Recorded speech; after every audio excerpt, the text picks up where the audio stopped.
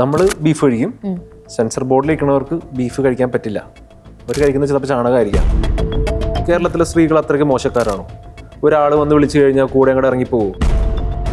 കേരളത്തിന് ഡിഗ്നിറ്റി എന്ന് പറയുന്ന ഒന്നില്ല. ഒരു വാദം അവർ മുന്നിലേക്ക് വെക്കുകയുണ്ടായി. കോടതി മുറി ആയത് കാരണമാണ്. അത് പബ്ലിക് സ്പേസിലാണെങ്കിൽ അടി വാങ്ങിയാനേ. ഒരു പ്രത്യേക മതവിഭാഗത്തെ മാത്രം കോർണർ ചെയ്തുകൊണ്ട് മറ്റു മതവിഭാഗങ്ങളെ കൂട്ടിച്ചേർത്ത് ഇതിൻ്റെ ഇടയിൽ കൂടി കുത്തിത്തിരിപ്പുണ്ടാക്കുന്ന പരിപാടിയെ പ്രോത്സാഹിപ്പിക്കാൻ ഞാൻ എന്തായാലും കൂട്ടു നിൽക്കില്ല. കേരളത്തിലെ ഒരു മനുഷ്യൻ പോലും ഇല്ലാത്തൊരു പടത്തിൽ കേരള സ്റ്റോറി എന്ന് പേര് വിട്ട് കേരളത്തിൽ വന്ന് കുത്തിത്തിരിപ്പ് ഉണ്ടാക്കി. എന്തുകൊണ്ട് ഇതിന് ഇന്ത്യ സ്റ്റോറി എന്നിട്ടില്ല? രാജീവ് ചന്ദ്രശേഖർ പറഞ്ഞിരിക്കുന്നതെന്ന് വെച്ച് കഴിഞ്ഞാൽ സിനിമ കാണേണ്ടവർ കാണട്ടെ, അത് മലയാളം നന്നായിട്ട് എന്നാണ് അദ്ദേഹം പറഞ്ഞിരിക്കുന്നത്. അതായത് കോടതി ചോദിച്ചിരുന്നു സിനിമ കാണിക്കാമോ? അപ്പോൾ പ്രൊഡ്യൂസർമാർ പറഞ്ഞു സൗകര്യമില്ല. കേരള അല്ലെങ്കിൽ മലയാളി എന്നുള്ള ഒരു ഐഡന്റിറ്റി ഈസ് വെരി ഫേമസ്. മലയാളികൾ എന്ന് പറയുന്ന കേരളത്തിൽ ജീവിക്കുന്ന എല്ലാ കേരളീയർക്കും ഇത് അഫക്റ്റ് ചെയ്യുന്നതാണ്. It is a political propaganda. ഈ ഡിഫമേഷൻ പ്രോഗ്രാം ഇതൊരു പൊളിറ്റിക്കൽ അജണ്ട തന്നെയാണ്. ഒരിടക്ക് കേരള 100% ലിറ്ററസി സാർന്നുള്ള ട്രോൾസ്, പിന്നെ റിയാലിറ്റി ഷോസിൽ നമ്മളെ എടുത്തിട്ട് അലക്കുക. മലയാളി എന്ന് പറഞ്ഞാൽ ഭയങ്കര പൊളിറ്റിക്കലാണ്. പൊളിറ്റിക്സ് ഒന്നും എനിക്ക് താല്പര്യമില്ല. A political. ഇന്ന് കേരളത്തിൽ ഏറ്റവും കൂടുതൽ വിറ്റുപോകുന്ന സാധനമാണ് എ പൊളിറ്റിക്കൽ മൂവ്മെന്റ്. ഇന്ന് പലരും ഞാൻ എ പൊളിറ്റിക്കലാണ് എന്ന് പറയുന്നത് പല പൊളിറ്റിക്സും പറഞ്ഞ് പലരും നേടി അടികൊണ്ടും സമരം ചെയ്തും ഉണ്ടാക്കിയ കംഫർട്ട് സോണിൽ ഇരുന്ന് ജീവിക്കുന്ന ജെൻസി സമൂഹമാണ്. വെറുപ്പിന്റെയും വിദ്വേഷത്തിന്റെയും കഥ മെനയുന്ന കേരള സ്റ്റോറിയുടെ രണ്ടാം ഭാഗം ഇപ്പോൾ പ്രദർശനം നടത്തിക്കൊണ്ടിരിക്കുകയാണ്. ആ ഘട്ടത്തിൽ നമുക്ക് കൂടുതൽ ആശങ്കകൾ ഉയർത്തുന്ന ഒരുപാട് അവസരങ്ങൾ ഉണ്ടാവുന്നുണ്ട്. കേരളത്തിനുള്ളിൽ ഓഡിയൻസ് ഇല്ല എന്ന് പറയുമ്പോൾ പോലും പുറത്ത് എന്താണ് അവസ്ഥ എന്നുള്ളത് ആശങ്കകൾ ഉയർത്തുന്ന ഒന്ന് തന്നെയാണ്. അതേപ്പറ്റി ഇന്ന് സംസാരിക്കാനായി ചിത്രത്തിന്റെ പ്രദർശനം തടയണമെന്നാവശ്യപ്പെട്ട് ഹർജി നൽകിയ അതിൽ ഒരാളായ ഫ്രെഡി ഫ്രാൻസിസ് ആണുള്ളത്. നമസ്കാരം ഫ്രെഡി. നമസ്കാരം. ഇപ്പോൾ കേരള സ്റ്റോറിയുടെ പ്രദർശനം നിർത്തണമെന്നാവശ്യപ്പെട്ടൊരു ഹർജി നൽകിയിരുന്നു. ഏകദേശം ഒരുപാട് ശുഭപ്രതീക്ഷ നൽകുന്ന ഒരു വിധിയല്ല, ഒരു സ്റ്റേ ഉണ്ടായിരുന്നു. എന്നാൽ പിന്നീട് ഡിവിഷൻ ബെഞ്ച് അതിനെ ഇത് ചെയ്യുകയാണ് ചെയ്തത്. മാത്രമല്ല പ്രദർശനം തുടരണം എന്നുള്ളൊരു അവസ്ഥയിലേക്ക് പോകുന്നു. ഇപ്പോൾ തിയേറ്ററുകളിൽ കേരള സ്റ്റോറി എത്തിയിരിക്കുകയാണ്. എന്താണ് ഇപ്പോൾ ഈ ഒരു വിധിയെപ്പറ്റി തോന്നുന്നത്? ഈ കേരള സ്റ്റോറി ഫസ്റ്റ് ഇറങ്ങിയതിൽ പിന്നെ മലയാളികളോടുള്ള പലരുടെയും സമീപനം, അത് എനിക്ക് പേഴ്സണലി അനുഭവം ഉണ്ടായപ്പോൾ ഞാനത് റിയാക്ട് ചെയ്തു. നമ്മൾ നിയമപരമായിട്ട് നേരിടാൻ തീരുമാനിച്ചു. നിയമപരമായിട്ട് നേരിടാൻ വേണ്ടി മുമ്പോട്ട് പോയി കഴിഞ്ഞപ്പോൾ എനിക്ക് മലയാളികളുടെ അടുത്ത് നിന്ന് കിട്ടിയ ഒരു സപ്പോർട്ടുണ്ട്. പലരും അവരുടെ പേഴ്സണൽ എക്സ്പീരിയൻസ് നമ്മളോട് ഷെയർ ചെയ്യുന്നു. അതായത് ഞങ്ങൾക്ക് ഇതേപോലെ ഒരു സിമിലർ സംഭവം നടന്നിട്ടുണ്ട്. ഇങ്ങനെയുള്ള സംഭവങ്ങൾ നമുക്ക് നേരത്തെ കിട്ടിയിരുന്നെങ്കിൽ നമ്മൾക്കിതൊരു പബ്ലിക് പെറ്റീഷനായിട്ട് നമുക്ക് ഫയൽ ചെയ്യായിരുന്നു. പക്ഷേ കുഴപ്പമില്ല, ഞാൻ എൻ്റെ പേഴ്സണൽ എക്സ്പീരിയൻസ് വെച്ച് ചെയ്തു.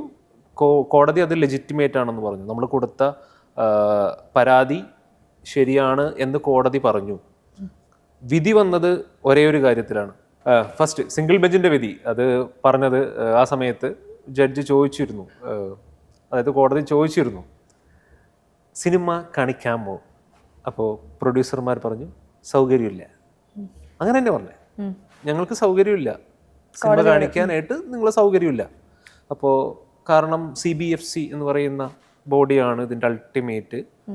അപ്പോൾ അത് വേറെ കോമഡിയാണ്, അത് പറഞ്ഞു കഴിഞ്ഞാൽ വൺ ടെക്നിക്കൽ, അതൊന്നും പറഞ്ഞ കോമഡി ആയിരിക്കും. അപ്പോൾ കോടതിക്ക് വരെ കണ്ടു കഴിഞ്ഞാൽ കോടതി അത് ബാൻ ചെയ്യുമെന്നുള്ള അവസ്ഥ, അല്ലെങ്കിൽ അവർക്കറിയാം, അതുകൊണ്ട് കാണിക്കാൻ സൗകര്യമില്ല. സെൻസർ ബോർഡിന്റെ പേരാണ് പറഞ്ഞിരിക്കുന്നത്. സെൻസർ ബോർഡ് കണ്ടു, അത് കണ്ടാൽ മതി, നിങ്ങൾ കാണേണ്ട ആവശ്യമില്ല എന്ന് പ്രൊഡ്യൂസർമാർ പറഞ്ഞു. അപ്പോൾ രണ്ടാമത്തെ അതായത് സ്റ്റേ മേടിച്ചു. അപ്പോൾ അന്ന് രാത്രി തന്നെ ഓവർ ടൈം പണിയാണ്. അപ്പോൾ രാത്രി തന്നെ കോടതി സ്പെഷ്യൽ ഡിവിഷൻ ബെഞ്ച്, തൂക്കിക്കൊല്ലാനൊന്നുമില്ല, ഇതിന് വേണ്ടിയിട്ട് സിനിമയ്ക്ക് വേണ്ടിയിട്ട് ഒരു സ്പെഷ്യൽ ഡിവിഷൻ ബെഞ്ച് രാത്രി 10:30 വരെ ഒരു കോടതി, അതും ഹൈക്കോടതി, ഒരു സിനിമയ്ക്ക് വേണ്ടിയിട്ട്, അതും കേരള സ്റ്റോറി പോലത്തെ ഒരു പേര് വെച്ചിട്ടുള്ള ഒരു സിനിമയ്ക്ക് അവർ പറഞ്ഞത് സിംഗിൾ ബെഞ്ച് കണ്ടില്ല, കാണാത്ത കാര്യത്തിന് എന്തിനോ ബാൻ ചെയ്തു, അതുകൊണ്ട് ആ ബാൻ ഞങ്ങൾ ലിഫ്റ്റ് ചെയ്യുന്നു. ഇതാണ് ടെക്നിക്കലി ഓർഡറിലുള്ളത്. ബീങ് എ മലയാളി നമ്മളിത് കാണുമ്പോൾ നമ്മളിങ്ങനെ ആലോചിക്കും, നമ്മുടെ തലയിൽ ചാണകമല്ലല്ലോ, നമ്മൾ സ്വാഭാവികമായിട്ടും നമ്മൾ ആലോചിച്ചു ഓക്കെ നമുക്ക് നോക്കാം, വരുന്നിടത്ത് വെച്ച് കാണാം. പിന്നെ ഈ ഹോളിഡേയ്സ് ആണല്ലോ, അപ്പോൾ ഹോളിയൊക്കെ കഴിഞ്ഞ് കളറൊക്കെ പൂശി എല്ലാവരും വരുമ്പോൾ നമുക്ക് നോക്കാം എങ്ങനെയൊന്നും. അങ്ങനെ തിയേറ്ററുകളിലേക്ക് എത്തിക്കഴിഞ്ഞിരിക്കുകയാണ്. ഇപ്പോൾ പിള്ളേരൊക്കെ കുറച്ച് എല്ലാവരുടെയും റിവ്യൂ എടുക്കാൻ വേണ്ടി കുറച്ചധികം പിള്ളേരുണ്ട് ഇപ്പോൾ തിയേറ്ററിൽ. ഓക്കെ. ഇപ്പോൾ ഈ ഇപ്പോഴത്തെ ഒരു സിനാരിയോ എന്ന് വെച്ച് കഴിഞ്ഞാൽ പലരും പറയുന്ന ഒരു കാര്യം എന്ന് വെച്ച് കഴിഞ്ഞാൽ വളരെ ആശ്വാസകരമായാണ് തിയേറ്ററുകളിൽ ആളുകൾ കയറുന്നില്ല എന്നുള്ള സംഭവത്തെ, അതായത് കേരളത്തിലെ തിയേറ്ററുകളിൽ ആളുകൾ കയറുന്നില്ല എന്നുള്ളത് ആശ്വാസകരമായാണ് പലരും കാണുന്നത്. പക്ഷേ അവിടം കൊണ്ട് അത് തീരുന്നില്ല. കേരളത്തിലെ ജനങ്ങൾ കാണുകയോ ഇല്ല, അല്ലെങ്കിൽ അവരെ ടാർഗറ്റ് ചെയ്തിരിക്കുന്നത് കേരളത്തെ ആണെങ്കിലും കേരളത്തിലുള്ളവർ കാണണോ കാണണ്ടയോ എന്നുള്ളതല്ലല്ലോ തീർച്ചയായിട്ടും നിർമ്മാതാക്കളുടെ ഒരു, അല്ലെങ്കിൽ ഇതിൻ്റെ ഒരു അജണ്ട എന്ന് പറയുന്നത്. ഇത് വേറെ നാട്ടിൽ അല്ലെങ്കിൽ വേറെ രാജ്യങ്ങളിൽ ഇത് പ്രദർശിപ്പിക്കുന്നുണ്ട്, അതേപോലെ നമ്മുടെ രാജ്യത്തിന് തന്നെ പല ഭാഗങ്ങളിൽ ഇത് പ്രദർശിപ്പിക്കുന്നുണ്ട്. അപ്പം അവിടെയൊക്കെ ഇത് കാണുന്നുണ്ട് എന്നുള്ളൊരു ഒരു ഭയം നമ്മൾ ഉള്ളിൽ കൊണ്ട് കിടക്കണം. പലരും ഇതൊരു ട്രോളാക്കി ഇപ്പോൾ ആരും ഇല്ല എന്നുള്ളൊരു അതിൻ്റെ ഒരു ആശ്വാസത്തിലാണ്. പക്ഷെ അങ്ങനെയാണോ നമ്മൾ ഈ ഒരു സംഭവത്തെ കാണേണ്ടത്? 2017 നിങ്ങൾ പോയിട്ട് ഗൂഗിളിൽ പോയി കേരള സ്റ്റോറി എന്ന് സെർച്ച് ചെയ്ത് കഴിഞ്ഞാൽ എന്ത് വരും? സ്വാഭാവികമായും ടൂറിസം പരിപാടികൾ ഇവിടെയൊക്കെ ആയിരിക്കും വരിക. കേരളത്തിലെ ഒരു സ്റ്റോറി വരും. ഇപ്പോൾ 2026 ഈ നിമിഷം പോയി ഗൂഗിളിൽ പോയി കേരള സ്റ്റോറി എന്ന് സെർച്ച് ചെയ്ത് കഴിഞ്ഞാൽ എന്ത് വരും? കേരള പേര്, സ്റ്റേറ്റിൻ്റെ പേര്, അവിടുത്തെ ഒരു സ്റ്റോറി, കോമൺ ആയിട്ടുള്ള സാധനമാണ്. ഏത് കൊച്ചും ചിലപ്പോൾ കേരള സ്റ്റോറി എന്ന് ടൈപ്പ് ചെയ്യാം അല്ലേ? ഗൂഗിളിൽ പോയി സെർച്ച് ചെയ്ത് കഴിഞ്ഞാൽ എന്ത് വരും? അതാണ് അതിലെ പൊളിറ്റിക്സ്. മനസ്സിലായോ? അപ്പോൾ അത് മലയാളികൾ എന്ന് പറയുന്ന കേരളത്തിൽ ജീവിക്കുന്ന, കേരളത്തിന് വെളിയിൽ ജീവിക്കുന്ന എല്ലാ കേരളീയർക്കും ഇത് അഫക്റ്റ് ചെയ്യുന്നതാണ്. It is a political propaganda. ഈ പൊളിറ്റിക്കൽ പ്രൊപ്പഗാൻഡ ഞാൻ മലയാളികൾക്ക് വേണ്ടിയിട്ട് തുറന്നു കാണിച്ചു. ഇപ്പോൾ നമ്മുടെ കുമ്മഞ്ചിയൊക്കെ സപ്പോർട്ട് ചെയ്തുകൊണ്ട് വന്നിട്ടുണ്ട്. രാജീവ് ചന്ദ്രശേഖർ പറഞ്ഞിരിക്കുന്നതെന്ന് വെച്ച് കഴിഞ്ഞാൽ സിനിമ കാണേണ്ടവർ കാണട്ടെ, അത് മലയാളം നന്നായിട്ട് എന്നാണ് അദ്ദേഹം പറഞ്ഞിരിക്കുന്നത്. മലയാളം നന്നായിട്ട് സംസാരിക്കാൻ വന്നിട്ടല്ലേ ഉള്ളൂ. പുള്ളി പണ്ട് ചിലപ്പോൾ പഠിച്ചിട്ടുണ്ടാവില്ലായിരിക്കാം. അതുകൊണ്ടായിരിക്കും ചിലപ്പോൾ പഴയ സ്റ്റോറി എന്ന് പറയാൻ പാടില്ലാത്ത. പഴയ സ്റ്റോറിയൊക്കെ പഠിച്ചു കഴിഞ്ഞാൽ, അല്ലെങ്കിൽ അല്പം ചരിത്രമൊക്കെ പഠിച്ചു കഴിഞ്ഞാൽ ചിലപ്പോൾ പുള്ളി തിരുത്തി പറയാൻ ചാൻസ് ഉണ്ട്. അല്ല, രാജീവ് ചന്ദ്രശേഖറിന്റെ ഈ ഒരു പ്രസ്താവനയോട് എങ്ങനെയാണ് ചെയ്യുന്നത് ഹർജിക്കാരൻ എന്ന നിലയിൽ? എനിക്ക് ബീങ് ആൻ ഇന്ത്യൻ, എനിക്ക് ഏത് സിനിമയും കാണാം. ആർട്ടിക്കിൾ 21 ആണെന്ന് തോന്നുന്നു, അതിൽ റൈറ്റ് ടു റെപ്യൂട്ടേഷൻ എന്ന് പറഞ്ഞ സാധനം കൂടിയുണ്ട്. ബീങ് എ മലയാളി, ഞാൻ എവിടെയെങ്കിലും ചെന്ന് കഴിഞ്ഞാൽ എനിക്ക് ആ ഒരു റെപ്യൂട്ടേഷൻ കിട്ടണം. അതെൻ്റെ റൈറ്റാണ്.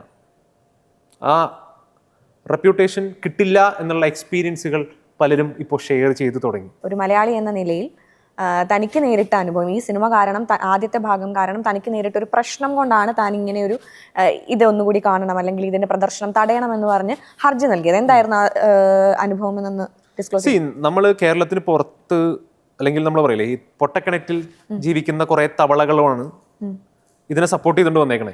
ഈ കേരളത്തിന് പുറത്ത് ജീവിക്കുന്ന മലയാളികൾ ഇതിനെ സപ്പോർട്ട് ചെയ്തിട്ടില്ല. കാരണം അവർ ജീവിക്കുന്നത് മറ്റ് മതവിഭാഗങ്ങളായിട്ടും മറ്റ് അല്ലെങ്കിൽ മറ്റ് ഭാഷകൾ സംസാരിക്കുന്ന, മറ്റ് സംസ്കാരങ്ങളുള്ള പല ആൾക്കാരുമായിട്ട് ഇടകലർന്ന് ജീവിക്കുന്ന ഒരു വലിയ സമൂഹമാണ് കേരള സമൂഹം. നമ്മൾ എവിടെ ചെന്ന് കഴിഞ്ഞാലും ഭയങ്കരമായിട്ട് എല്ലാ കാര്യങ്ങളും അഡാപ്റ്റ് ചെയ്യും. നമ്മൾ ഭയങ്കര എല്ലാ കൾച്ചറായിട്ടും ജെല്ല് ചെയ്ത് പോകും.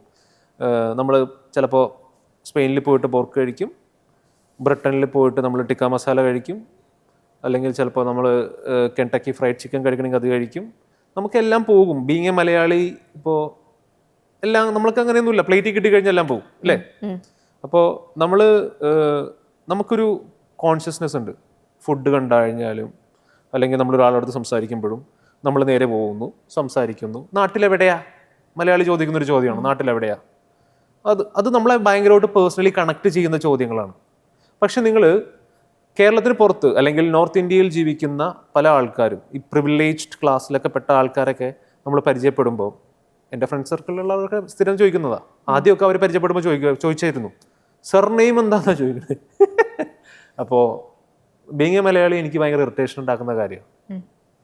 ഇപ്പോൾ ഫാദേഴ്സ് നെയിം ഇല്ല, നമുക്ക് നമ്മുടെ പേര് പറയാം. സ്പെസിഫിക്കലി സർനെയിം ചോദിക്കുന്നത് ചില സംഭവങ്ങൾ നമ്മുടെ വായിൽ നിന്ന് തന്നെ പുറത്ത് വരാൻ വേണ്ടിയിട്ടാണ്. എന്നാലല്ലേ ഈ ഭൂമിക്ക് താഴെയുള്ള സാധനങ്ങൾ കഴിക്കണോ, ഭൂമിക്ക് മുകളിലുള്ള സാധനങ്ങൾ കഴിക്കണോ, അല്ലെങ്കിൽ മാംസം കഴിക്കണോ, വെജ് കഴിക്കണോ, വെജല്ല പ്യുവർ വെജ് കഴിക്കണോ, ഇങ്ങനെയുള്ള കാര്യങ്ങളൊക്കെ ഉള്ളത്. അപ്പോൾ ബീങ് എ മലയാളി നമ്മൾ ഭയങ്കര ന്യൂട്രലായിട്ടിരിക്കും, സെക്യുലറാണ്. നമുക്ക് ആ ഒരു സാധനം ഈ മലയാളി എന്നുള്ളത് ഭയങ്കര സെക്യുലർ ആയിട്ടുള്ളൊരു സാധനമാണെന്നും, നമ്മൾ ഏതെങ്കിലും കൾച്ചറായിട്ട് അഡാപ്റ്റബിൾ ആണെന്നും, നമ്മൾ കുറച്ചും കൂടി കോമ്പീറ്റൻ്റ് ആണെന്നും, നമ്മളുടെ മലയാളികളായിട്ടുള്ള നമ്മളുടെ സക്സസ് സ്റ്റോറീസ്, മലയാളികളുടെ സക്സസ് സ്റ്റോറീസ് നോക്കി കഴിയുമ്പോൾ നമുക്ക് മനസ്സിലാവും. അപ്പോൾ അതിനുള്ള ആ ഒരു റെപ്യൂട്ടേഷനുള്ള കളങ്കമല്ലേ ഈ ഒരു സ്റ്റോറി? ഫേസ് ചെയ്തിട്ടുണ്ട്, ഞാൻ ഫേസ് ചെയ്തിട്ടുണ്ട്, പേഴ്സണലി ഞാൻ ഫേസ് ചെയ്തിട്ടുണ്ട്. അതാണ് ഞാൻ എൻ്റെ പെറ്റീഷനിൽ പറഞ്ഞേക്കുന്നത്. സോ മലയാളി എന്ന് മുൻപ് കേൾക്കുമ്പോൾ ഉണ്ടാകുന്ന ഒരു പ്രിവിലേജ് അല്ലേ, ആ ഒരു പ്രിവിലേജ് അത് കിട്ടുന്നില്ല. മാത്രമല്ല അതായത് ഈ ഒരു സിനിമ മാത്രമല്ല, പൊതുവെ നമ്മൾ കുറേ കാലങ്ങൾക്ക് മുൻപ് സെർട്ടൈൻ ആയിട്ടുള്ള കമ്മ്യൂണിറ്റികൾ, ഇപ്പോൾ മുസ്ലിംസ് കമ്മ്യൂണിറ്റി എന്ന് പറയുന്ന സമയത്ത് ഒരു ഭീകരത നമുക്കിടയിൽ ആളുകൾ സൃഷ്ടിക്കപ്പെട്ടിട്ടുണ്ട് ഇതേപോലെയുള്ള സിനിമകൾക്കുള്ളിൽ. അതിന്റെ ഇടയിൽ ഒന്നും കൂടി ആഡ് ചെയ്യാനുണ്ട്. ഈ മലയാളികൾക്കെതിരെയുള്ള ഈ ഡിഫമേഷൻ പ്രോഗ്രാം ഇതൊരു പൊളിറ്റിക്കൽ അജണ്ട തന്നെയാണ്. ഒരിടക്ക് കേരള 100% ലിറ്ററസി സാർന്നുള്ള ഈ കുറെ എന്താ പറയാ ട്രോൾസ്, പിന്നെ റിയാലിറ്റി ഷോസിൽ നമ്മളെ എടുത്തിട്ട് അലക്കുക, അപ്പൊ ഇതിനെയൊക്കെ നമ്മൾ തിരിച്ച് കൗണ്ടർ ചെയ്യുന്ന മലയാളി. മലയാളി എന്നുള്ളത് മലയാളികളുടെ ഒരു വികാരം തന്നെയാണ്. അതുകൊണ്ടല്ലേ നമ്മളുടെ പുറത്തുനിന്നുള്ള നേതാക്കളൊക്കെ വന്നു കഴിഞ്ഞാലും മലയാളത്തിൽ സംസാരിക്കാൻ കഷ്ടപ്പെടുന്നത്. അതിനൊക്കെ ബാധിക്കും, അതിനൊക്കെ നന്നായിട്ട് ബാധിക്കും. അതിനൊക്കെ ബാധിക്കുന്ന കൊണ്ടാണ് നമ്മൾ റിയാക്ട് ചെയ്തത്. അപ്പോൾ നോക്കാം, നമുക്ക് രസമുള്ള പരിപാടി ഇത്. റിയാക്ട് ചെയ്യുന്ന സമയത്ത് സ്വാഭാവികമായും കേരളത്തിനുള്ളിൽ ഒരുപക്ഷെ ഫ്രെഡി വി ഫ്രാൻസിസ് തീർച്ചയായിട്ടും സുരക്ഷിതനായിരിക്കാം. ഇങ്ങനെ കേരള സ്റ്റോറിക്കെതിരെ സംസാരിച്ചത് കൊണ്ട് പ്രത്യേകിച്ച് വലിയ പ്രശ്നങ്ങൾ ഉണ്ടായെന്ന് വരില്ല കേരളത്തിനുള്ളിൽ. പക്ഷേ അങ്ങനെ നിൽക്കുന്ന ഒരാളല്ല, പുറത്ത് വർക്ക് ചെയ്യുന്ന ഒരാളാണ്. കേരളത്തിന് പുറത്തേക്ക് പോകുന്ന സമയത്ത് ഇങ്ങനെ ഒരു ഹർജിയൊക്കെ കൊടുക്കുന്നു, ഇതിനെതിരെ പരസ്യമായി വിമർശനങ്ങൾ ഉയർത്തുന്നു എന്ന് പറയുന്ന സമയത്ത് എങ്ങനെയാണ് അതിലൊരു ഭയമോ അല്ലെങ്കിൽ ഭീഷണിയോ എപ്പോഴെങ്കിലും ഉണ്ടായിട്ടുണ്ടോ? ഞാൻ കഴിഞ്ഞ ഒരു 10 മാസം അല്ലെങ്കിൽ 8-9 മാസങ്ങളായിട്ട് റെഗുലർലി കോണ്ടന്റ്സ് ചെയ്യുന്ന ആളാണ്. പൊളിറ്റിക്കൽ സെറ്റയർ ആ രീതിയിലൊക്കെ കോണ്ടന്റ് ചെയ്യുന്ന ആളാണ്. അപ്പോൾ ഞാനിതിൻ്റെ പാസ്റ്റും ഫ്യൂച്ചറൊക്കെ നന്നായിട്ട് അനലൈസ് ചെയ്തുകൊണ്ട് തന്നെയാണ് മുമ്പോട്ട് പോകുന്നത്. അപ്പോൾ ഈ സേഫ്റ്റി കൺസേൺ, സെക്യൂരിറ്റി കൺസേൺ ഒക്കെ ഞാൻ മുൻകൂട്ടി കണ്ടിട്ട് തന്നെയാണ് കേസ് ഫയൽ ചെയ്തത്. എനിക്കറിയാം ഇത് എവിടം വരെ പോകുന്നത്, എനിക്ക് നന്നായിട്ട് അറിയാം. എന്താണ് പണി കിട്ടാൻ പോകുന്നത് എന്നുള്ളത് മുൻകൂട്ടി കണ്ടിട്ടുണ്ട്. നമുക്ക് കുറേ ഭീഷണികളും സൈബർ ബുള്ളിങ് ഒക്കെ ഇപ്പോഴും നടക്കുന്നുണ്ട്. ഇപ്പം എന്താണെന്ന് പറയുക, ഇത് നമുക്ക് തെറിയൊന്നും കിട്ടിയില്ലെങ്കിൽ നമുക്ക് ഒരു കിക്ക് കിട്ടൂല. അങ്ങനത്തെ ഒരു അവസ്ഥയിലേക്ക് നമ്മളെത്തി. ഇപ്പം ഡെയിലി എന്തെങ്കിലുമൊക്കെ കിട്ടിയില്ലെങ്കിൽ നമുക്കൊരു ഒരു ബുദ്ധിമുട്ടാണ്. നമ്മുടെ ഒരു ദിവസം കടന്നു പോവില്ല. അതുകൊണ്ട് അങ്ങനെ ഒരു ഭയമില്ല അല്ലേ? അല്ല, ഞാൻ മലയാളികൾക്ക് വേണ്ടിയല്ല സംസാരിച്ചത്. അപ്പോൾ ഇനിയും സംസാരിക്കും. ഈ ചിത്രത്തിന്റെ ടീസർ ഇറങ്ങിയ സമയത്ത് കൂടുതൽ ആളുകളും ശ്രദ്ധിച്ചിരുന്നതെന്ന് പറയുന്നത് ബീഫ് എന്ന് പറയുന്ന അതെ, അത് മാത്രമേ ശ്രദ്ധിച്ചുള്ളൂ. അത് മാത്രമേ ശ്രദ്ധിച്ചുള്ളൂ എന്നൊരു ഭാഗമുണ്ട്. അതായത് പലരും അതിനെ ട്രോളായിട്ട് കരുതുന്നു. അത് ട്രോളാക്കുന്നത് വളരെ തമാശയായിട്ടുള്ള ഒരു കാര്യത്തിൽ ആ ബീഫിലേക്ക് മാത്രം ശ്രദ്ധ പോയി എന്നുള്ളൊരു കാര്യമുണ്ട്. പക്ഷെ ആ ടീസറിൽ അത്ര മാത്രമേ ശ്രദ്ധിക്കാൻ ഉണ്ടായിരുന്നുള്ളൂ എന്ന് കരുതുന്നുണ്ടോ? ഇല്ല. എന്തൊക്കെയായിരിക്കും അത്? സ്ത്രീകളെ അപമാനിക്കുന്നത്. കേരളത്തിലെ സ്ത്രീകൾ അത്രയ്ക്ക് മോശക്കാരാണോ? ഒരാൾ വന്ന് വിളിച്ചു കഴിഞ്ഞാൽ കൂടെ അങ്ങോട്ട് ഇറങ്ങിപ്പോകും? ഇല്ല. മലയാളികളായിട്ടുള്ള സ്ത്രീകൾ അത്യാവശ്യം നല്ല രീതിയിൽ ആൾക്കാരെ ഹാൻഡിൽ ചെയ്യാൻ അറിയാവുന്ന സ്ത്രീകൾ തന്നെയാണ്. അത്യാവശ്യം കോസ്മോപൊളിറ്റനാണ്. അപ്പോൾ സ്ത്രീകളെ അപമാനിക്കുന്ന തരത്തിൽ ഉള്ള കുറേ സ്റ്റേറ്റ്മെൻറ്റ്സ് ഉണ്ട്. സ്ത്രീകളെ അല്ലെങ്കിൽ മലയാളികളായിട്ടുള്ള സ്ത്രീകളെ മോശമാക്കി കാണിക്കുന്ന കുറേ ഭാഗങ്ങളുണ്ട്. അപ്പൊ അതിനെതിരെയും കൂടി അതൊക്കെ ഉണ്ടെന്ന്. ഇതിൽ കുറെ സംഭവങ്ങൾ ഇതിന്റെ ഉള്ളിലേക്ക് റിലീജിയൻ ഉണ്ട്. ഈ റിലീജിയൻ എന്ന് പറയുന്നത് ഈസ് എ പ്രൈവറ്റ് അഫെയർ അല്ലേ? ഒരാളുടെ റിലീജിയൻ, ഇപ്പൊ നിങ്ങൾ ഏത് വിശ്വാസിയാണോ? അത് ഓരോരുത്തരുടെ പേഴ്സണൽ ഇഷ്ടമാണ്. നിങ്ങൾ മതവിശ്വാസിയാണോ മതവിശ്വാസി അല്ലേ, ഇതൊക്കെ നിങ്ങളുടെ പേഴ്സണലാണ്. ഞാൻ മതവിശ്വാസിയാണെങ്കിൽ അത് എൻ്റെ പേഴ്സണലാണ്. ഞാൻ എൻ്റെ മതമായിട്ട് നിങ്ങളുടെ അടുത്തേക്കും വരുന്നില്ല, നിങ്ങളുടെ മതമായിട്ട് എൻ്റെ അടുത്തേക്കും വരേണ്ട കാര്യമില്ല. നിങ്ങൾ എൻ്റെ മതത്തിനെ ക്രിട്ടിസൈസ് ചെയ്ത് കഴിഞ്ഞാൽ എനിക്കൊരു ചുക്കുമില്ല. കാരണം എൻ്റെ ബോധ്യങ്ങളും എൻ്റെ വിശ്വാസങ്ങളും എൻ്റെ മാത്രമാണ് അല്ലേ? I M A individual. എനിക്ക് എന്ത് വേണമെങ്കിലും വിശ്വസിക്കാം, ഏത് പ്രൊപ്പഗാൻഡയിലും എനിക്ക് വിശ്വസിക്കാം, വിശ്വസിക്കാതിരിക്കാം. പക്ഷേ മലയാളി ആസ് ഒരു കളക്റ്റീവ്, ഒരു വലിയ ഒരു സമൂഹത്തിനെ മുഴുവൻ അധിക്ഷേപിക്കുന്ന തരത്തിൽ അതിലേക്ക് ഒരു പ്രത്യേകം മതവിഭാഗത്തെ മാത്രം കോർണർ ചെയ്തുകൊണ്ട് മറ്റു മതവിഭാഗങ്ങളെ കൂട്ടിച്ചേർത്ത് ഇതിൻ്റെ ഇടയിൽ കൂടി കുത്തിത്തിരിപ്പുണ്ടാക്കുന്ന പരിപാടിയെ പ്രോത്സാഹിപ്പിക്കാൻ ഞാൻ എന്തായാലും നിൽക്കില്ല. അപ്പോൾ മതപരമായ കാര്യങ്ങളൊക്കെ ഓരോരുത്തരുടെ പേഴ്സണലാണ്. വിശ്വാസിയാകുകയോ ഏത്തിസ്റ്റ് ആകുകയോ ഒക്കെ ഓരോരുത്തരുടെ ഇഷ്ടമാണ്. കോടതിയിൽ വെച്ചിട്ടൊരു വാദം കേരള സ്റ്റോറിയുടെ ഭാഗത്തിൽ നിർമ്മാതാക്കൾ മുന്നിലേക്ക് വെച്ചിരുന്ന ഒരു വാദം എന്ന് പറയുന്നത് കേരളത്തിന് ഡിഗ്നിറ്റി എന്ന് പറയുന്ന ഒന്നില്ല, ഇന്ത്യക്കാണ് ഡിഗ്നിറ്റി എന്ന് പറയുന്ന തരത്തിൽ ഒരു വാദം അവർ മുന്നിലേക്ക് വെക്കുകയുണ്ടായി.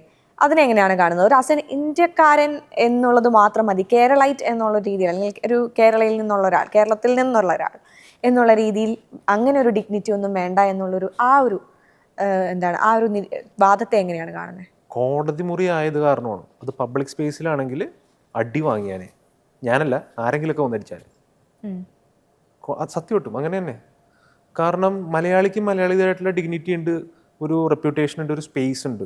നമ്മൾ വിദേശത്തൊക്കെ നമ്മൾ ജീവിക്കുമ്പോൾ നമ്മൾ ഇന്ത്യക്കാരെന്നൊക്കെ പറഞ്ഞു കഴിഞ്ഞാൽ ചിലപ്പോൾ 2 മണിക്കൂറൊക്കെ കൂടുതൽ വെയിറ്റിംഗ് കിട്ടും അപ്പോയിൻമെൻ്റ് ഒക്കെ ചോദിച്ചു കഴിഞ്ഞാൽ. മലയാളിക്ക് മലയാളിയായിട്ടുള്ള പ്രിവിലേജ് ഉണ്ട് എല്ലാ രാജ്യത്തും. മലയാളി ഉള്ള രാജ്യത്തൊക്കെ മലയാളിക്ക് മലയാളിയായിട്ടുള്ള ഒരു പ്രിവിലേജ് ഉണ്ട്. നമ്മൾ പലപ്പോഴും മീറ്റിങ്സിനൊക്കെ നമ്മൾ സമയം കിട്ടാത്ത സമയത്തൊക്കെ ചില സമയത്ത് നമ്മൾ ദുബായിൽ ജനിച്ച മലയാളി ലൈനൊക്കെ നമ്മൾ എടുക്കാറുണ്ട്. ഞാൻ മാത്രമല്ല, പലരും എടുക്കാറുണ്ട്. എൻ്റെ ഒരു ഫ്രണ്ട് ഉണ്ട്, like he's also a trader, one of the biggest trader. അപ്പോൾ ദുബായ് ബേസ്ഡ് ട്രേഡറാണ്. He's into perfume business. അപ്പോൾ പുള്ളിയൊക്കെ എടുക്കുന്ന ലൈൻ എന്ന് പറഞ്ഞു കഴിഞ്ഞാൽ സൗത്ത് ആഫ്രിക്കൻ ബോൺ മലയാളി.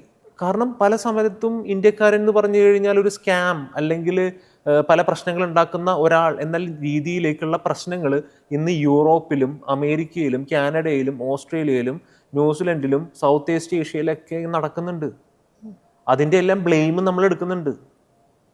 അപ്പോൾ പലപ്പോഴും മലയാളികളെല്ലാം മലയാളികളായിട്ട് തന്നെ ഐഡൻറ്റിഫൈ ചെയ്യാനും അല്ലെങ്കിൽ ഐഡൻറ്റിഫൈ ചെയ്യപ്പെടാനും അല്ലെങ്കിൽ ആ ഒരു എന്താ പറയുക, നമുക്ക് കിട്ടേണ്ട ഒരു പ്രിവിലേജ് കിട്ടാറുണ്ട്. എന്തുകൊണ്ടാണ് മലയാളിക്ക് അങ്ങനെ ഒരു പ്രിവിലേജ് കിട്ടുന്നതാണ് വിശ്വസിക്കുന്നത്? അത് നമ്മളുടെ മുമ്പ് അല്ലെങ്കിൽ നമ്മൾക്ക് മുമ്പ് അവിടെ താമസിച്ച ജീവിച്ച മനുഷ്യർ നമുക്ക് തന്ന ഒരു സാധനമാണ്, അല്ലെങ്കിൽ വാങ്ങി തന്നൊരു സാധനമാണ്.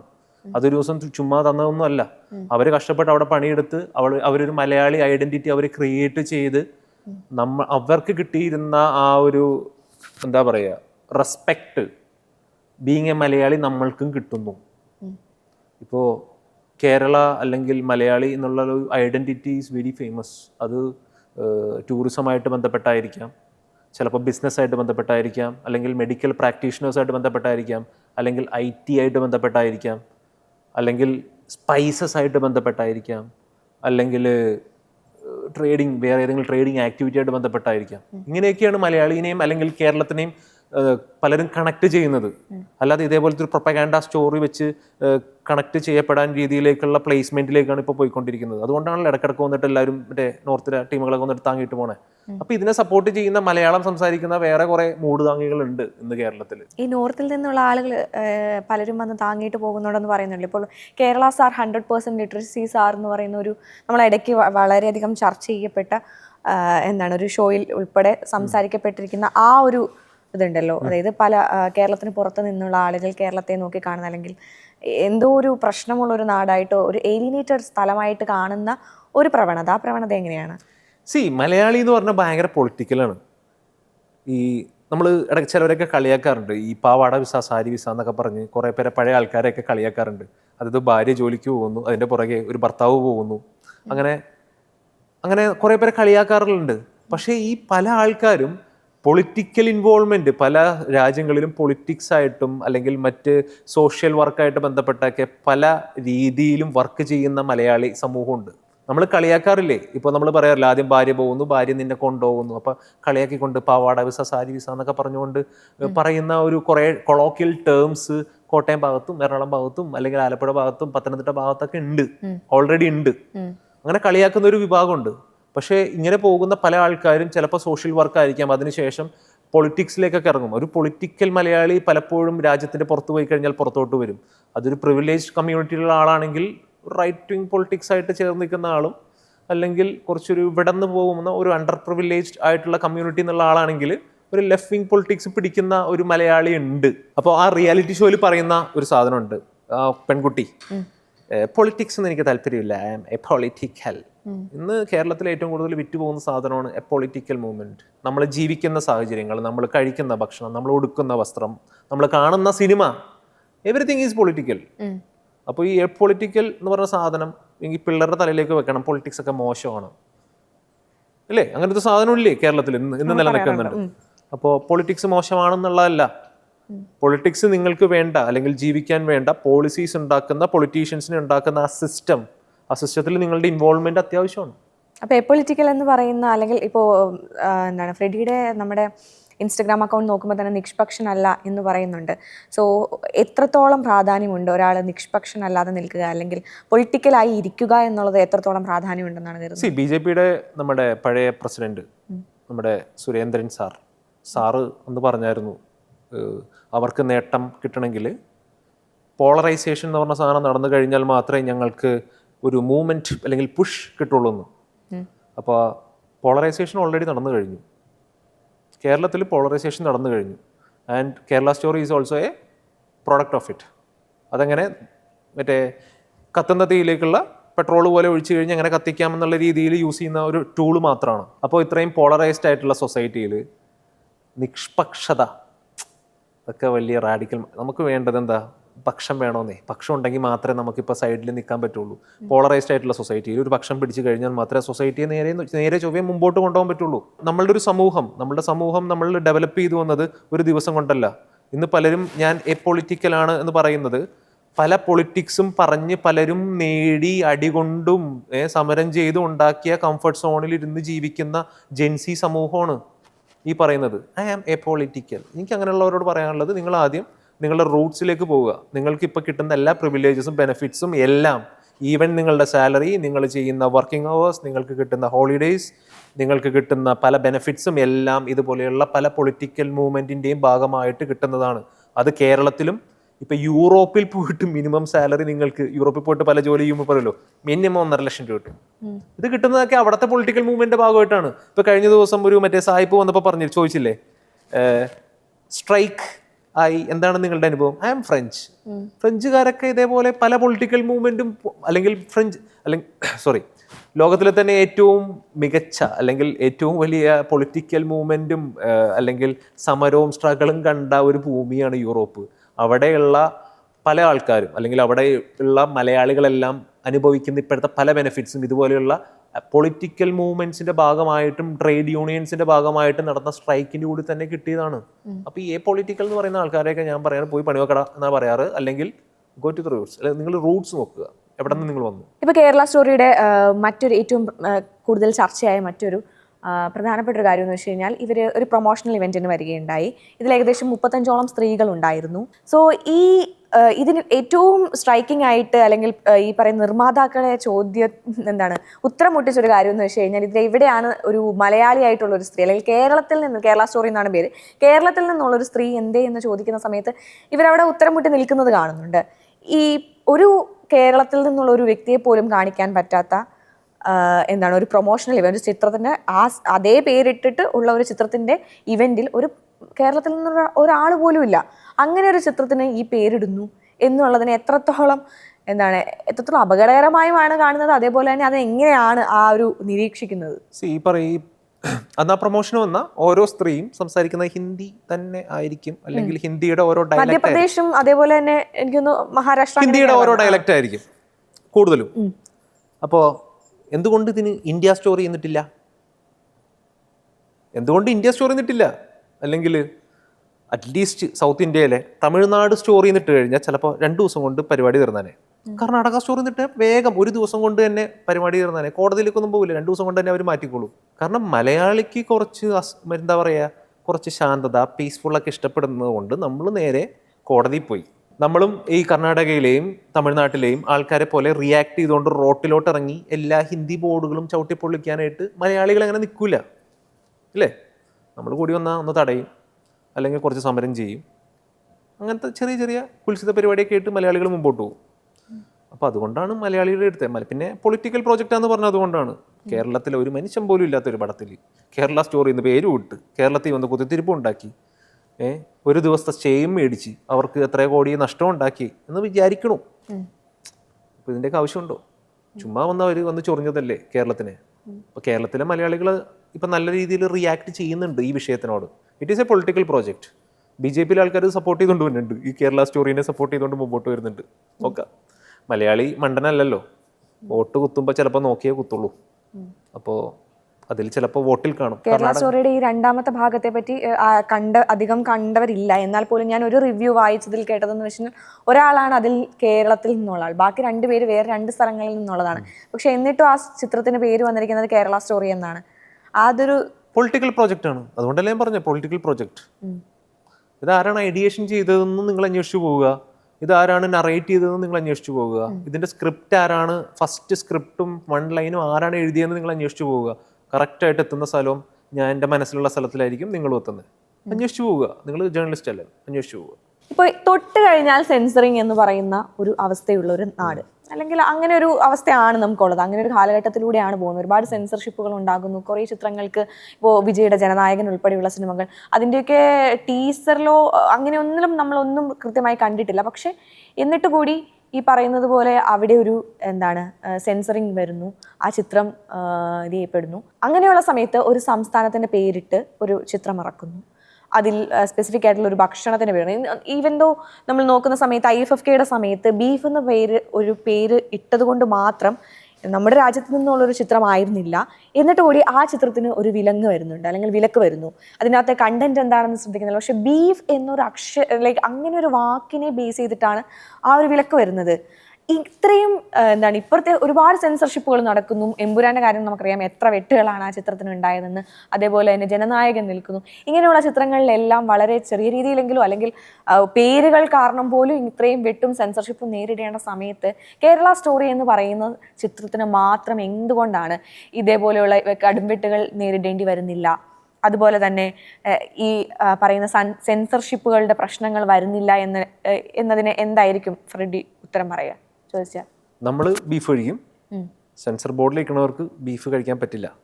അവർ കഴിക്കുന്നത് ചിലപ്പോൾ ചാണകമായിരിക്കാം, അതുകൊണ്ടായിരിക്കാം. കഴിക്കുന്ന സാധനത്തിൻ്റെ വ്യത്യാസം കൊണ്ടായിരിക്കും. അങ്ങനെ തന്നെ പറയണം, അല്ലാണ്ട് വേറെ എനിക്ക് ഇതിൽ കൂടുതലൊന്നും പറയാനില്ല.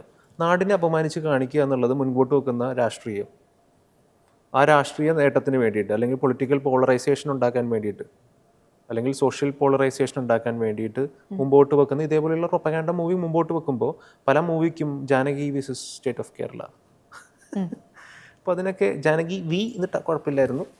ഇതാവുമ്പോൾ കേരള എന്നിട്ട് കഴിഞ്ഞാൽ അതിൻ്റെ കൂടെ വിയും ഇല്ല, ടിയും ഇല്ല, എല്ലും ഇല്ല. അപ്പോൾ ഇതൊന്നും ചോദിക്കാനായിട്ട് ഇവിടെ കേന്ദ്രമന്ത്രിയുടെ സിനിമ കൂടിയാണ് കേന്ദ്ര അതിനൊക്കെ മറ്റേ മോനുണ്ടായിരുന്നു സംസാരിക്കാനായിട്ട്. ഇതിന് നമുക്ക് മറ്റേ മോനൊന്നുമില്ല. കുറച്ച് മലയാളികൾ ഒച്ചപ്പാടെടുക്കുന്നു, ബഹളം എടുക്കുന്നു. ഡൽഹിയിൽ നിന്നും, ചെന്നൈയിൽ നിന്നും, ബോംബെയിൽ നിന്നും പലരും പറന്നിറങ്ങുന്നു വാദിക്കാൻ വേണ്ടിയിട്ട്. നമ്മൾ മലയാളികൾ പാവപ്പെട്ടവരല്ലേ, നമുക്ക് നോക്കാന്നേ. ഈ ജാനകി വിസസ് സ്റ്റേറ്റ് ഓഫ് കേരളയുടെ സമയത്ത് അഡ്വക്കേറ്റ് ഹരീഷ് വാസുദേവൻ, ഞാൻ അദ്ദേഹത്തെ ഇപ്പോൾ കണ്ടേ ഉള്ളൂ, അദ്ദേഹം ഒരു സാധനം അയച്ചായിരുന്നു അങ്ങോട്ട്. ദൈവങ്ങളുടെ പേരൊക്കെ കിട്ടിക്കഴിഞ്ഞാൽ ഞങ്ങൾക്ക് കൂടുതൽ അവോയ്ഡ് ചെയ്യാമെന്ന്. ഇതുവരെ ദൈവങ്ങളുടെ പേര് കൊടുത്തിട്ടില്ല പുള്ളിക്ക്. പുള്ളീൻ്റെ അടുത്ത് ഓടിച്ചോണ്ടിരിക്കും ഇത്ര നാളായിട്ടും. അപ്പോൾ ദൈവങ്ങളുടെ പേരും കൊടുക്കാൻ പറ്റാത്ത അവസ്ഥയിലാണ് സെൻസർ ബോർഡ് ഇരിക്കുന്നത്. അന്ന് കൊടുത്തിരിക്കുന്ന തിരിച്ചു വന്നിട്ടില്ല, ഇതുവരെ വന്നിട്ടില്ല. അതൊക്കെ എത്ര ദൈവം ഉണ്ടെന്നോ, അല്ലെങ്കിൽ ഏതൊക്കെ പേര് ദൈവങ്ങളുടെ പേര് യൂസ് ചെയ്യാൻ പാടില്ല എന്നുള്ളതോ ഇതുവരെ അഡ്വക്കേറ്റ് ഹരീഷ് വാസുദേവൻ ഈ നിമിഷം ഒരു അരമണിക്കൂർ മുമ്പ് വരെ കിട്ടിയിട്ടില്ല. എന്തായാലും ഹർജി കൊടുത്തു, സ്റ്റേ വരുന്നു. അതായത് പ്രദർശനം പാടില്ല, കേരള സ്റ്റോറി പ്രദർശിപ്പിക്കാൻ പാടില്ല എന്ന് പറയുന്ന ഒരു സ്റ്റേ വരുന്നു. ആ ചിത്രത്തിന്റെ അങ്ങനെ ആ ഒരു പ്രദർശനം അനുവദിക്കില്ല എന്ന് പറയുന്ന സാഹചര്യത്തിൽ പോലും ബുക്കിംഗ് നടക്കുന്നതായി ആളുകൾ ചൂണ്ടിക്കാട്ടുകയുണ്ടായി. അതായത് ഇപ്പോഴും പ്രദർശിപ്പിക്കാൻ പാടില്ല എന്ന് പറയുന്നു. അത്രത്തോളം കോൺഫിഡൻ്റ് ആയി തന്നെ അവർ ആ ബുക്കിംഗ് കണ്ടിന്യൂ ചെയ്യുന്ന ഒരു അവസ്ഥയാണ് കാണുന്നത്. ശേഷം കുറച്ച് സമയത്തിന് ശേഷം അവർക്ക് അനുകൂലമായിട്ടുള്ള ഒരു വിധിയാണ് വരുന്നത്. ഇതിനെങ്ങനെയാണ് കാണുന്നത്? കാരണം ഇവർക്ക് ഇത്രത്തോളം കോൺഫിഡൻ്റ് ആയിട്ട് ആ ബുക്കിംഗ് നിർത്താതെ അത് കണ്ടിന്യൂ ചെയ്തതുകൊണ്ട് നാളത്തേക്കുള്ള ഷോയ്ക്കുള്ളതാണ് നടക്കുന്നതെന്നാണ് എൻ്റെ വിശ്വാസം. അതെങ്ങനെയായിരിക്കും? ആ ഒരു കോൺഫിഡൻസ് ഫാക്ടർ ഇല്ലേ? ആറാം തമ്പുരാനിൽ ഒരു ഡയലോഗില്ലേ, ഇതൊക്കെ തീരുമാനിക്കുന്ന ഒരു ട്രസ്റ്റാ, ഞാനും അപ്പനും അപ്പൻ്റെ പെങ്ങളും എന്ന് പറഞ്ഞ അവസ്ഥയാണ്. അതുപോലത്തെ അവസ്ഥയാണ് ഇപ്പോൾ. അപ്പോൾ അവർ ട്രസ്റ്റ് അങ്ങോട്ട് തീരുമാനിക്കും. ഒരു മലയാളിയെ കാണുന്ന സമയത്ത് ഇയാൾ ഇങ്ങനെയുള്ള ഒരാളാണോ, അല്ലെങ്കിൽ ഇയാളെ ഭയക്കേണ്ടതുണ്ടോ എന്നൊരു ഭയം കൂടി വിതറുന്നുണ്ട് ഈ ഒരു സിനിമ എന്ന് പറയുന്നത്. സോ കഴിഞ്ഞ ദിവസം ഈ സുജിത് ഭക്തൻ്റെ ആ ഒരു വീഡിയോയ്ക്കകത്ത് യൂട്യൂബറായിട്ടുള്ള സുജിത് ഭക്തൻ പറയുന്നുണ്ട്, ഫിജിയിൽ ഭൂരിഭാഗം ഇന്ത്യക്കാരുള്ള ലോകത്തിൻ്റെ മറ്റൊരു കോണിൽ ഫിജിയിൽ വെച്ചിട്ട് അദ്ദേഹം ഈ കേരള സ്റ്റോറിയുടെ ഈ ഒരു പോസ്റ്റർ കാണുകയാണ്. ഇത് വളരെയധികം ഭയപ്പെടുത്തുന്നുണ്ട്, ഇത് കേരളത്തെ ആകെ പ്രശ്നത്തിലാക്കുന്നു, അല്ലെങ്കിൽ ഭാവിയിൽ ഇത് വലിയ രീതിയിൽ ബാധിക്കും, കേരളത്തിലുള്ളവരെ ഒരു ഭീകരരായിട്ട് കാണാൻ സാധ്യതയുണ്ടെന്ന് പറയുന്നുണ്ടായിരുന്നു. അപ്പം ഈ ഒരു സിനാരിയോ എങ്ങനെയാണ് കാണുന്നത്? സുജിത്ത് എത്തിയത് ഫിജിയിലാണ്. ഫിജി എത്രത്തോളം റിമോട്ടായിട്ടുള്ള സ്ഥലമാണെന്ന് എനിക്കും അറിയാം, നിങ്ങൾക്കും അറിയാം. ഫിജിയിൽ അങ്ങനെ ഉണ്ടെങ്കിൽ യൂറോപ്പിലും അമേരിക്കയിലും ആഫ്രിക്കയിലും സൗത്ത് ഈസ്റ്റ് ഏഷ്യയിലും ഓസ്ട്രേലിയയിലും ന്യൂസിലൻഡിലൊക്കെ എത്രത്തോളം മലയാളികളെ ഇത് ബാധിക്കും? സുജിത്ത് ട്രാവൽ ചെയ്യുന്ന ആളായ കാരണം സുജിത്തിന് ചിന്തിക്കാൻ പറ്റും. മനസ്സിലായോ? പല കൾച്ചറുകൾ കാണുന്ന ആളാണ്, പല എക്സ്പീരിയൻസുകൾ അനുഭവിക്കുന്ന ആളാണ്. ഇതൊന്നും അനുഭവിക്കാത്ത പൊട്ടക്കുളത്തിലെ ചില തവളകളാണ് ഇതിനെ സപ്പോർട്ട് ചെയ്തുകൊണ്ട് മുമ്പോട്ട് വന്നേക്കുന്നത് കേരളത്തിൽ. അപ്പോൾ ഈ പുറത്തിനി ഇങ്ങനെ ഒരു സ്റ്റീരിയോ ടൈപ്പിലൂടെ, അതായത് ഭീകരരാണ് അല്ലെങ്കിൽ ഇവർ പ്രശ്നക്കാരാണ് എന്നുള്ള രീതിയിലേക്ക് മലയാളികളെ കാണാനുള്ള അവസ്ഥ കൂടുന്നു, അല്ലെങ്കിൽ അതിൻ്റെ ഒരു ഭീകരതയെ പറ്റി, അതിൻ്റെ ഒരു പ്രശ്നത്തെ പറ്റി? 2-3 കാര്യങ്ങളാണ്. ഫസ്റ്റ് ഓഫ് ഓൾ നമ്മൾ ഒരാളെ പരിചയപ്പെടുമ്പോൾ, നമ്മൾ കേരളത്തിൽ നിന്നാണെന്ന് പറയുമ്പോൾ അവർ പോയിട്ട് ചില സമയത്ത് ഗൂഗിളിൽ പോയി സെർച്ച് ചെയ്യും എന്താണ് കേരളം എന്നുള്ളത്. അപ്പോൾ ഈ കേരള സ്റ്റോറിയൊക്കെ കയറി വന്നു കഴിഞ്ഞാൽ അത് നെഗറ്റീവായിട്ട് ബാധിക്കുന്നേ. കാരണം ഇപ്പോഴത്തെ സമൂഹത്തിൽ ഒരാൾക്ക് ഒരു സാധനം മനസ്സിൽ വന്നു കഴിഞ്ഞാൽ അയാൾ പോയി ഗൂഗിൾ സെർച്ച് ചെയ്ത് നോക്കി കഴിയുമ്പോൾ വരുന്നത് ഇതാണെങ്കിലോ, നമ്മളുടെ ടൂറിസം, നമ്മളുടെ ഇൻഫ്രാസ്ട്രക്ചർ, നമ്മൾ ഉണ്ടാക്കി വെച്ചേക്കുന്ന റെപ്യൂട്ടേഷൻ, ഇത്രയും നാളായിട്ട് ഉണ്ടാക്കി വെച്ചേക്കുന്ന റെപ്യൂട്ടേഷൻ, നമ്മൾ ഉണ്ടാക്കി വെച്ചേക്കുന്ന ഇൻഡസ്ട്രീസ്, നമ്മൾ ചെയ്യുന്ന ബിസിനസ്സുകൾ, നമ്മളുടെ സമൂഹത്തിൽ നമ്മൾ ഇത്രയും നാൾ ഉണ്ടാക്കി വെച്ചേക്കുന്ന ട്രേഡ് റിലേഷൻസ്, ഇതിനെയെല്ലാം ബാധിക്കുന്ന തരത്തിലുള്ള ഒരു വലിയ പ്രശ്നമാണ് ഈ കേരള സ്റ്റോറി മുമ്പോട്ട് വെക്കുന്നത്. അതുകൊണ്ട് മാത്രമാണ് ഞാൻ ഇത്രയും ഇൻട്രസ്റ്റോടെ മീഡിയയിൽ വരുന്നതും സംസാരിക്കുന്നതും, കൂടുതൽ ആളുകൾ ഇതറിയാൻ വേണ്ടിയിട്ട് അല്ലെങ്കിൽ കൂടുതൽ ആളുകൾ ഇതിനെപ്പറ്റി സംസാരിച്ച് ഇതിനെതിരെ, ഇത് പ്രൊമോട്ട് ചെയ്യുന്നവർക്കെതിരെ, ഇത് പ്രൊമോട്ട് ചെയ്തുകൊണ്ട് കേരളത്തിൻ്റെ കംഫർട്ട് സോണിൽ ഇരുന്നു കൊണ്ട് പ്രൊമോട്ട് ചെയ്യുന്നവർക്കെതിരെയും സംസാരിക്കാൻ വേണ്ടിയിട്ടും എല്ലാ മലയാളികളും കേരളീയരും മുമ്പോട്ട് വരണം. ഇതൊരു കേരള സ്റ്റോറിയിൽ ഒതുങ്ങില്ല, ഇനിയും വരും. ഇലക്ഷനാണ് വരുന്നത്, ഇനിയും പല ബോംബുകളും പൊട്ടും. അപ്പോൾ ബീങ് എ മലയാളി, ആ മലയാളി പ്രൗഡുണ്ടല്ലോ. ഇതൊക്കെ മുമ്പോട്ട് വെക്കുന്ന ദുർശക്തികളെ നമുക്ക് നേരിടാം. ഇപ്പോൾ കഴിഞ്ഞ ദിവസം പാളയം ഇമാം പറഞ്ഞ ഒരു വളരെ ശ്രദ്ധിക്കപ്പെട്ടിരിക്കുന്ന ഒരു Kerala story, this is the real Kerala story എന്ന് പറഞ്ഞ് അദ്ദേഹം പറഞ്ഞിരുന്ന ഒരു സംഭവം, അദ്ദേഹത്തിൻ്റെ ഒരു വാചകം വളരെയധികം ശ്രദ്ധ നേടിയിരുന്നു. സോഷ്യൽ മീഡിയയിലും അല്ലാതെയും ഒക്കെ തന്നെ നമ്മുടെ മന്ത്രിമാരും പലരും അത് റീട്വീറ്റ് ചെയ്യുകയും ചെയ്തിരുന്നു. അതിൽ പറയുന്നുണ്ട്, നോമ്പുകാലമാണ് വരുന്നത്, നമ്മൾ വെള്ളം കുടിച്ചില്ലെങ്കിലും ആറ്റുകാൽ പൊങ്കാലയ്ക്ക് വരുന്ന ആളുകൾക്ക് വേണ്ടി നമ്മൾ വെള്ളം കരുതണം, അതിനുവേണ്ടിയുള്ള സജ്ജീകരണങ്ങൾ നമ്മൾ ചെയ്യണമെന്ന് പറയുന്ന ഒരു നാട് കൂടിയാണ് കേരളം. അതിപ്പോൾ ഇമാം പറഞ്ഞില്ലെങ്കിലും മലയാളി ചെയ്യും, ഇത്രയും നാൾ ചെയ്തിട്ടുമുണ്ട്. അല്ല, ഞാൻ പറയുന്നത് ആ ഒരു സാഹചര്യം അങ്ങനെയുള്ള നാടാണ്. ഇപ്പോൾ നമ്മൾ ഈ ഒരു സാഹചര്യത്തിൽ നമ്മളത് എന്ത് ചെയ്യുന്നു, ഹൈലൈറ്റ് ചെയ്യപ്പെടുകയാണ് ചെയ്യുന്നത്. തീർച്ചയായിട്ടും ഇതിനു മുൻപ് ആറ്റുകാൽ പൊങ്കാലയ്ക്ക് വരുന്ന സമയത്ത് അവിടെ പല മതത്തിൽ നിന്നുള്ള ആളുകൾ അതെ അങ്ങനെ ചെയ്യാറുണ്ട്. ആ ഒരു അതേ സെയിം കാലഘട്ടത്തിൽ തന്നെയാണ് ഈ പറയുന്ന സിനിമ ഈ ഒരു മുസ്ലിം രാഷ്ട്രമാകാൻ പോകുന്നു, അല്ലെങ്കിൽ ഇസ്ലാം രാഷ്ട്രമാകാൻ ശ്രമിക്കുകയാണ്, അല്ലെങ്കിൽ ഇവിടുത്തെയുള്ള ബ്രാഹ്മണരായിട്ടുള്ളവരെയും അല്ലെങ്കിൽ ഉയർന്ന കാസ്റ്റിലുള്ള ആളുകളെ അല്ല, പറഞ്ഞതിൽ ചെറിയൊരു തെറ്റുണ്ട്. ഇസ്ലാം രാഷ്ട്രമാകാൻ പോകുന്നു എന്നുള്ളതല്ല, കേരളത്തിലെ വിമൻ അല്ലെങ്കിൽ സ്ത്രീകൾ ലോലഹൃദയരാണ്. സ്വന്തമായിട്ട് ഡിസിഷൻ എടുക്കാൻ അറിയാൻ പാടില്ല, അല്ലെങ്കിൽ ആരെങ്കിലും വന്ന് വിളിച്ചു കഴിഞ്ഞാൽ വേഗം പോയി മതം മാറാനായിട്ട് പോകുന്ന സ്ത്രീകളാണെന്ന് പറയുന്ന ഒരു നറേറ്റീവും കൂടി ഇവർ മുമ്പോട്ട് വെക്കുന്നുണ്ട്. അതാണ് ഇമ്പോർട്ടൻറ്റ്. നിങ്ങൾക്ക് ഏത് മതത്തിൽ വിശ്വസിക്കണമെന്നുള്ള ഒരു ഡിസിഷൻ എടുക്കാൻ ഏത് സ്ത്രീകൾക്കും അവകാശമുണ്ട്. വിശ്വസിക്കാം, വിശ്വസിക്കാതിരിക്കാം, അത് ഓരോരുത്തരുടെ മാത്രം ഡിസ്ക്രിപ്ഷനാണ്, അല്ലേ? അപ്പോൾ അതിനെതിരെയും കൂടിയാണ് ഈ സ്ത്രീകളെല്ലാം മൊത്തം മോശമായിട്ട് ചിത്രീകരിക്കുന്ന ഒരു രീതിയും കൂടിയാണ് ഈ സിനിമയെ മുമ്പോട്ട് വെക്കുന്ന രാഷ്ട്രീയം. സ്ത്രീകൾ കുറച്ചും കൂടി മുമ്പോട്ട് വന്നിട്ട് വേണം ഇതിനെതിരെ പ്രതികരിക്കാൻ. നമ്മളെപ്പോലുള്ളവർ പറഞ്ഞു കഴിഞ്ഞിട്ടുണ്ടെങ്കിൽ അത് വേറെ ലെവലിൽ കോട്ട് ചെയ്യപ്പെടാം. ഇപ്പോൾ സ്ത്രീകൾ കുറച്ചും കൂടി മുമ്പോട്ട് വന്നുകൊണ്ട് ഇതേപോലെയുള്ള സ്ത്രീവിരുദ്ധ നറേറ്റീവ്സ്, ഇപ്പോൾ നമുക്ക് കുറേ വിമൻ ഓർഗനൈസേഷനൊക്കെ ഉണ്ടല്ലോ, അല്ലെങ്കിൽ സ്ത്രീകൾക്ക് വേണ്ടി സംസാരിക്കുന്ന, അല്ലെങ്കിൽ അതിജീവിതകൾക്ക് വേണ്ടി സംസാരിക്കുന്ന കുറേ സ്ത്രീകളൊക്കെ ഉണ്ട്. അവരൊന്നും ഇതിൻ്റെ ആ ഒരു ആംഗിൾ കാണുന്നില്ല, സംസാരിക്കുന്നില്ല. അവർ സംസാരിക്കേണ്ടത് ഈ ഒരു ആംഗിളും കൂടിയാണ്. ഇത് ജസ്റ്റ് കേരളത്തിനും കേരളത്തിൽ ജീവിക്കുന്നവർക്കും കേരളത്തിലുള്ളവർക്കും എല്ലാവർക്കും മോശമാകുന്ന തരത്തിലുള്ള കോണ്ടന്റുകൾ ഇപ്പോൾ പുഷ് ചെയ്യുന്നുണ്ട്. അതിനെതിരെയും കൂടി ശബ്ദമുയർത്തണം. ഇലക്ഷനൊക്കെ അടുത്തിരിക്കുന്ന സമയത്താണ് ഇങ്ങനെ ഒരു സിനിമ വരുന്നത് എന്നുള്ളതുണ്ട്. അതിനെ എങ്ങനെയാണ് നോക്കി കാണുന്നത്? ഇലക്ഷനല്ലേ, മലയാളിക്ക് ബുദ്ധിയുണ്ട്, ചാണകം ചവിട്ടില്ലെന്ന്. പക്ഷേ മലയാളിക്ക് ബുദ്ധി ഉണ്ടെന്നുള്ളത് ശരിയാണ്. പക്ഷെ മറ്റുള്ള സംസ്ഥാനങ്ങളിൽ നിന്നുള്ളവരിൽ എങ്ങനെയായിരിക്കും ഇത് കുറച്ചുകൂടി അഫക്റ്റ് ചെയ്യുക എന്നുള്ളത്? ഇത് ഞാൻ പറഞ്ഞു, ഇത് ഇറ്റ്സ് എ പൊളിറ്റിക്കൽ പ്രൊപ്പഗാൻഡ. കറക്റ്റായിട്ട് എങ്ങനെ പുഷ് ചെയ്യാമെന്നുള്ളതിൻ്റെ ഒരു ചെറിയ എക്സാമ്പിൾ മാത്രമാണ് കേരള സ്റ്റോറി. നിങ്ങൾ കാണുന്ന ഈ 2.5 മണിക്കൂർ കേരള സ്റ്റോറിനേക്കാൾ കൂടുതൽ ആൾക്കാർ കൺസ്യൂം ചെയ്യുന്ന സോഷ്യൽ മീഡിയ കോണ്ടന്റുകൾ, ഇപ്പം നമ്മൾ സംസാരിക്കുന്ന അടക്കമുള്ള കോണ്ടന്റുകൾ, ഈ കോണ്ടന്റുകളെല്ലാം അതിൽ കൂടെയെല്ലാം ഇവർ ഈ ഒളിച്ചു കടത്തുന്ന രാഷ്ട്രീയമുണ്ട്. നമ്മൾ 8 മണിക്കൂർ മിനിമം ഉറങ്ങുന്ന മനുഷ്യൻ അതിനേക്കാൾ കൂടുതൽ നേരം നമ്മൾ കൺസ്യൂം ചെയ്യുന്ന സോഷ്യൽ മീഡിയ കോണ്ടന്റുകളിലും ഇവർ ഒളിച്ചു കടത്തുന്ന രാഷ്ട്രീയമുണ്ട്. ഈ സെയിം രാഷ്ട്രീയമാണ് അതിൽ കൂടിയൊക്കെ തന്നെ ഒഴുകിക്കൊണ്ടിരിക്കുന്നത്.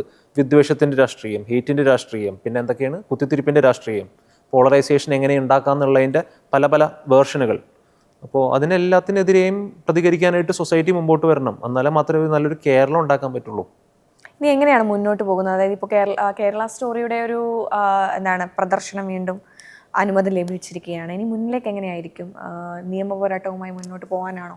അതിൽ കുറച്ച് ടെക്നിക്കാലിറ്റി ഉണ്ട്. ടെക്നിക്കാലിറ്റി ഇൻ ദ സെൻസ്, ഞാനും ലോയറും കൂടി സംസാരിച്ച് ഹോളിയൊക്കെ കഴിഞ്ഞ് കളറൊക്കെ വാരി എറിഞ്ഞിട്ട് നമുക്ക് തീരുമാനിക്കാം എന്നുള്ള രീതിയിൽ നമ്മളിങ്ങനെ അപ്പീലിന് പോകാൻ തീരുമാനമുണ്ടോ? ഉണ്ടോയെന്ന് വെച്ച് കഴിഞ്ഞിട്ടുണ്ടെങ്കിൽ നമ്മളായിട്ട് ഇനി പോയി ഈ സ്റ്റോറി പ്രൊമോട്ട് ചെയ്യുന്നില്ല, നമ്മളായിട്ട് പോയി ഹംഗാമ ഉണ്ടാക്കുന്നില്ല. ഇപ്പം തന്നെ കാണാൻ ആളില്ല. ഇനി നമ്മളായിട്ട് ഇനി കൂടുതൽ വേണോ, അല്ലെങ്കിൽ എങ്ങനെ നിയമപരമായിട്ട് അധികം ഒച്ചയുണ്ടാക്കാതെ എങ്ങനെ നേരിടാം, മലയാളികൾ എങ്ങനെ ഇത് കൂടുതൽ സംസാരിക്കാം, ഈ വിഷയത്തിനെ ഇലക്ഷൻ കാലഘട്ടത്തിൽ ഇതൊക്കെ മിസ്യൂസ് ചെയ്തുകൊണ്ട് മുമ്പോട്ട് വരുന്ന രാഷ്ട്രീയ ശക്തികളെ അല്ലെങ്കിൽ ദുർശക്തികളെയൊക്കെ എങ്ങനെ നേരിടാമെന്നുള്ളത് മലയാളി തീരുമാനിക്കും എന്നാണ് എൻ്റെ വിശ്വാസം. തുടർന്നും എൻ്റെ കോണ്ടന്റുകളിൽ ഇങ്ങനെയുള്ള കോണ്ടന്റ്സ് ഞാൻ കേട്ടു. ഒരു കോണ്ടന്റ് ക്രിയേറ്റർ എന്ന രീതിയിൽ ഞാൻ ഔട്ട് ഓഫ് ദി ടോപ്പിക് ആയിട്ട് സംസാരിക്കുകയാണ്.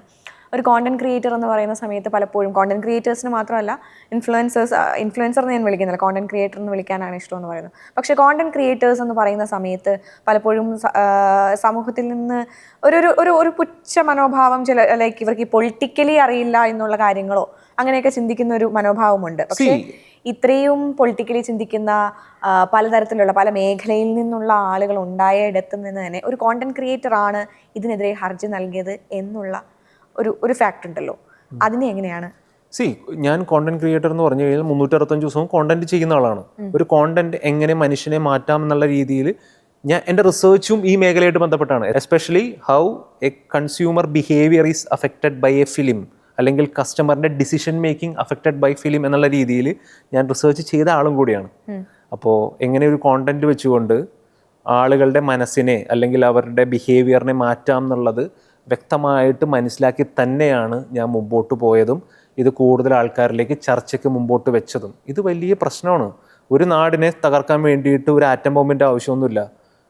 കുത്തിത്തിരിപ്പുണ്ടാക്കുന്ന 10 ക്രിയേറ്റേഴ്സ് ഒന്ന് ആലോചിച്ച് കഴിഞ്ഞു കഴിഞ്ഞാൽ നല്ല രീതിയിൽ സോഷ്യൽ പോളറൈസേഷനും ഒരു കലാപവും ഒക്കെ സൃഷ്ടിക്കാൻ പറ്റുന്ന ഒരു സാഹചര്യം ഇന്ന് നിലവിൽ കേരളത്തിലുണ്ട്. പലരും പറയുന്ന ഒരു കാര്യമുണ്ട്, സിനിമ എന്ന് പറയുന്നത് വളരെ ഒരു ക്രിയേറ്റീവ് ആയിട്ടുള്ളതാണ്, ആവിഷ്കാര സ്വാതന്ത്ര്യമാണ് അവിടെ പ്രധാനമായിട്ടുള്ളത് എന്ന് പറയാറുണ്ട്.